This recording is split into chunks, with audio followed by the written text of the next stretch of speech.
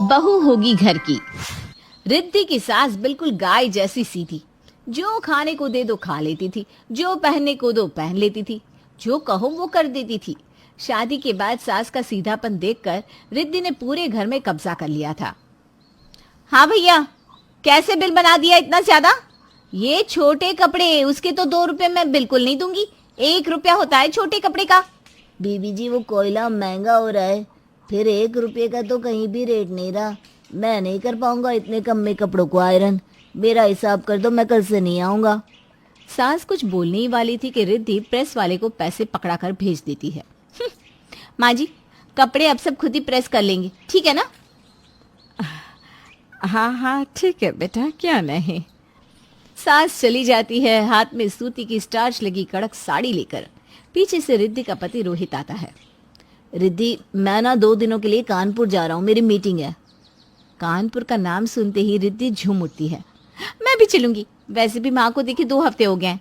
क्या है रिद्धि, माना कानपुर में तुम्हारा मायका है, लेकिन यहाँ माँ भी तो है। कैसे मैनेज करेंगी वो इतने बड़े घर में अकेले? माँ का ख्याल रखो, मैं 2 दिन में आ जाऊंगा। माँ को मैं पूछ लेती हूँ ना, वो हाँ बोलेगी तब तो ले चलोगे ना। पति क्या कहता, हाँ में सर हिलाकर वो निकल जाता है। अगले रोज रोहित के सामने, माँ जी वो क्या है ना, ये कानपुर जा रहे हैं हमारे मायके। आप कहें तो मैं भी चली जाऊं, माँ से मिलाऊंगी। क्यों? हाँ हाँ चली जाओ बेटा। पर माँ, आप कैसे मैनेज करोगी खाना पीना, घर की देखरेख? अरे अब क्यों बोल रहे हो तुम? माँ जी ने हाँ कर दी है ना, फिर आगे क्यों बातचीत कर रहे हो? जाऊं ना माँ जी? हाँ हाँ तो कर दी है। सास का किरदार इतना शांत, बर्दाश्त नहीं हो रहा ना आप लोगों से। लेकिन रुको, जरा सब्र करो। रिद्धि पति के साथ कानपुर का रास्ता पकड़ लेती है और पीछे से सास करती है किसी को फोन। हाँ विमला, आजा, गई चुड़ैल अपने घर। तो आ जाती है विमला, यानी कि सास की बचपन की सहेली। दोनों की शादी एक ही मोहल्ले में हुई थी, लेकिन रिद्धि के कारण दोनों का मिलन कम हो गया। क्योंकि अरे वो किसी और दिन बताएंगे ना, फिलहाल आगे चलते हैं। हाय रे कमला, कितना अच्छा लग रहा है तेरे घर उसकी जाने के बाद से। और नहीं तो क्या, घर में पूरा साय डालकर चिपकी रहती है। मुझे बोली मैं मैके जाऊं, मैंने कह दिया बोल दूं जा, और फिर वापस भी मत आना, वहीं रहे अपनी माँ के पास। अरे तेरे ऐसे इतने भाग्य जो वो वहीं रहे, वो तो मूंग दलेगी तेरी छाती में, वो भी मरते दम तक। अरे क्या करूं, गलती कर दी जो इस चुड़ैल को बहू बना कर ले आई। पता नहीं क्या समझती है खुद को। मुझे बिना तेरा दुख देखा नहीं जाता, लगता है जैसे वो सास है और तू बहू। अरे होगी बहू अपने घर की, बढ़िया आई। रोहित के पापा जिंदा थे ना, तब से चौराहे का कल्लू ही हमारे घर के कपड़े प्रेस कर रहा है, लेकिन उससे भी लड़कर निकाल दिया। अब क्या मेरी कॉटन की साड़ी इसकी माँ आएगी प्रेस करने? माँ ही सिखा रही होगी कैसे सास को परेशान करो। अरे तू बात ही ना किया कर उससे। अरे मैं नहीं करती बात। जो बोलती है मैं हाँ कर देती हूँ। बस भगवान करे वो वहीं रहे। अब 2 रोटी खानी है, सुकून से तो खा लूंगी। दोनों सहेलियां अपनी बातें करती हैं, खाती पीती हैं और मजे करके विमला वापस अपने घर चली जाती है कि फोन की घंटी बजती है। किसका फोन आ गया इस वक्त? ये क्या, फोन तो उसी चुड़ैल का था, कानपुर वाली। माँ जी, विमला चाची से बात हो गई हो तो घर के मेन गेट की कुंडी अच्छे से लगा लेना। वो क्या ना, चोर उचक्के बड़े घूम रहे गली में, किसी को पता चल गया ना कि अकेली हो तो पता है ना क्या करते हैं। हाँ, सास का तो मन करता है कि गला पकड़कर टेंटुआ दबा दे, वो भी फोन से ही। अच्छा बहू, ठीक है, गुड नाइट। हाँ, फोन रखने के बाद बढ़िया आई, मुझे ज्ञान दे रही है। अरे 16 साल में शादी करके इसी मोहल्ले आए थे, यह कल की आई बताएगी कि कैसे रहना है। हाँ? सास आराम से सो जाती है। सुबह काम वाली आती है, वो काम कर रही होती है। सास उसे चाय बनाकर देती है। चल आजा, थोड़ी देर बैठकर चाय पी ले। वो क्या है ना, सारा दिन तो तुझे काम करना ही है, तू भी थक जाती होगी। वाह आंटी जी, आपके हाथ की चाय ना बड़ी मिस करती है मैं।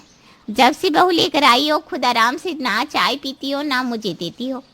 वैसे कहाँ है तुम्हारी बहू रानी?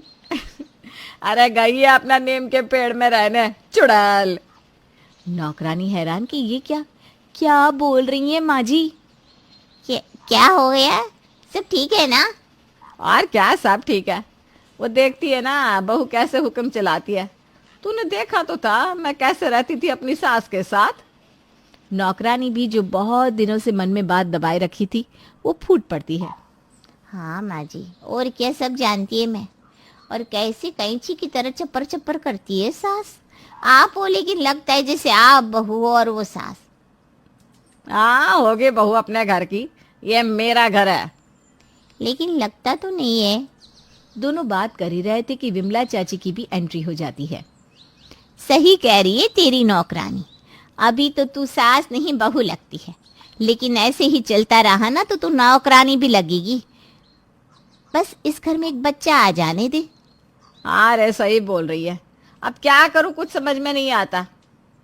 ये बेटे को ना उसने ऐसे मुट्ठी में ले रखा है, रोज रोज के कलेश से ना मुझे बहुत डर लगता है। देख कमला, तेरे जैसी ही कई सासों की हालत है हमारे देश में। पति के मरने के बाद बहू सर पर चढ़कर नाचती है। बेचारी बुजुर्ग सास क्या करे, घर में शांति के लिए शांत रह जाती है।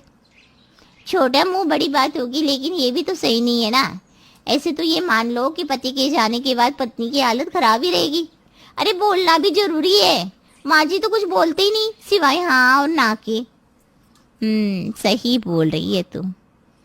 अरे कमला तो अनपढ़ है, तू तो पढ़ी लिखी है। अपनी बात तो रख। जो सही है वो सही है, फिर देख क्या होता है। सास को भी सहेली और नौकरानी की बात समझ में आ जाती है। वो ठान लेती है कि अब बहू की जो बात बुरी लगेगी वो उसे उसके मुंह पर बोल देगी। सही बोल रही हो तुम दोनों। अब देखना मैं क्या करती हूँ। लेकिन माँ जी, आप बोलना तो रोहित भैया के सामने, क्योंकि पीछे से आप क्या बोलोगे और वो रोहित भैया को क्या बोलेगी, फिर रोहित भैया आपके बारे में क्या सोचेंगे। इसलिए जब भी बहू की कोई भी बात बुरी लगे तो रोहित भैया के सामने ही बोलना, ठीक है? नौकरानी थी तो नौकरानी, लेकिन बात 100 पति की कर गई। विमला भी कमला को ये सिखाकर घर चली जाती है। फिर क्या, फोन बजता है। सास फोन उठाती है तो सामने से बहू का फोन था। अरे माँ जी, मैं और रोहित तो है नहीं घर में। बर्तन तो निकल नहीं रहे होंगे ना धोने के लिए, तो नौकरानी से दूसरा काम करवा लेना, ये नहीं कि चाय में बैठकर पंचायत करो। सास चूंकि भरी पड़ी थी। बहू तुम नहीं हो तो ऐसा तो नहीं है ना कि हम पत्ते में खाना खा रहे हैं, और दूसरे घर के काम तो तुम आ जाओ, नौकरानी के साथ मिलकर कर लेना। हमें बताने की क्या जरूरत है। वैसे तुम ना हमारे घर के लिए परेशान ना हो, अपने घर में रहो जब तक रहना हो। हम तो कहते हैं महीना लगा कर ही आना। वो क्या है ना, रोहित बोल ही रहा था अगले महीने उसे फिर जाना है, तो क्या बार बार आन जान करोगी हैं? अच्छा बहू, फोन रखते हैं। जो सास के मुंह से हाँ या ना में जवाब निकलता था, उसके मुंह से इतनी बातें सुनकर तो मानो रिद्धि के होश ही उड़ जाते हैं कि ये क्या हो गया। रिद्धि सारी बात अपनी माँ से करती है। तो तू ही तो मौका दे रही है कि लोग उनके पास आए और उन्हें भड़काते रहे। तू क्यों अपनी सास को अकेला छोड़कर आ जाती है? अब मधुमक्खी आकर कान में तो भिन भिन करेगी ही ना। सही बोल रही हो माँ, मैं कल ही घर जाती हूँ। हाँ, लेकिन अब मैं नहीं जाने दूंगी। कैसे उसने कहा कि महीना भर वहीं रह? अरे हम नहीं रख सकते क्या तुझे? अरे महीने भर के चक्कर में सास पूरा घर हड़प लेगी। वैसे तो मैं आंख दिखा कर रखती हूँ, उसे पता है ना पति तो जिंदा है नहीं उसका जो उसकी बात सुनेगा। बेटा है वो भी मेरी मुट्ठी में। बीवी और सास की बात रोहित सुन लेता है, लेकिन वो कुछ नहीं कहता। मुझे कल वापस जाना है रिद्धि, चलोगी ना तुम? चलोगी मतलब? क्यों, लेकर नहीं जाना चाहते हो क्या आप? हाँ, रिद्धि तो यहीं रहेगी रोहित जी, वो भी पूरे 1 महीने रहे। मैं कल जा रहा हूँ, अगले महीने आऊंगा तो वापस लेकर जाऊंगा रिद्धि को। रोहित घर वापस आता है और देखता है माँ का चेहरा खूब खिला था। हमेशा साड़ी में रहने वाली माँ ने सलवार सूट पहना था, बाल खुले। माँ वो माँ लग ही नहीं रही थी जिसे वो छोड़ कर गया था। माँ कितनी प्यारी लग रही हो, तुम ऐसी रहा करो ना। रोहित माँ के गले लग जाता है। माँ मैं हूँ तुम्हारे लिए, मैं तुम्हारी हर बात सुनूंगा, तुम मुझे अपनी हर बात बताया करो। तुमने आज तक रिद्धि की कोई शिकायत क्यों नहीं की मुझसे? रिद्धि तो तुम्हारी बहुत सारी बातें बताती थी मुझे। बेटा, मुझे लगा था कि तू बहू के आगे शायद मेरी बात पर विश्वास नहीं करेगा। माँ बचपन में मैं कितना भी लड़कर झगड़ कर आता था, तू मेरा ही साथ देती थी, तो आज मैं क्यों तुझ पर शक करूंगा? माँ, मैं तेरा बेटा पहले हूं, और बहू तो बहू होगी अपने घर की। ये घर तो मेरी माँ का है। माँ बेटा गले लग जाते हैं।